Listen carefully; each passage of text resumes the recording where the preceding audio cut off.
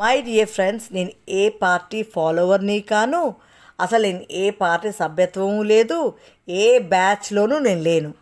As a normal citizen బాధతో నేను ఈ వీడియో చేస్తానే తప్ప నాకు ఎటువంటి సంబంధము లేదు. పవన్ గారు మీకు కేటాయించిన శాఖ ఏమిటి? Panchayati Raj, right? And your deputy CM, right? ఇప్పటికి 8 నెలలు అయింది. అసలు మీ శాఖలో ఏమన్నా మార్పులు తెచ్చారా?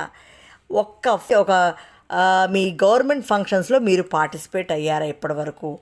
ఒక రోజున సీజ్ ద షిప్ అని పెద్ద దుమారం, ఒక రోజునేమో లడ్డూలో తిరుపతి లడ్డూలో యానిమల్ ఫ్యాట్ ఉందని ఒక నెల రోజులు, ఒక 2 నెలలేమో తిరుపతిని అంతా ఊడవడం.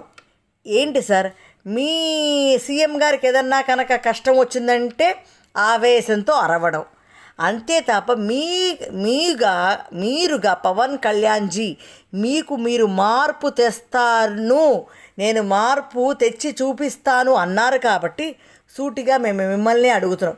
పాత వాళ్ళందరూ చెయ్యరు, వాళ్ళ స్వార్థపరులని దే హ్యావ్ ప్రూవ్డ్. కానీ మీరు కొత్తవారు ఏదో మార్పు తెస్తాను ఈ సమాజంలో అన్నారు కాబట్టి మిమ్మల్ని మేము సంబోధిస్తున్నాం.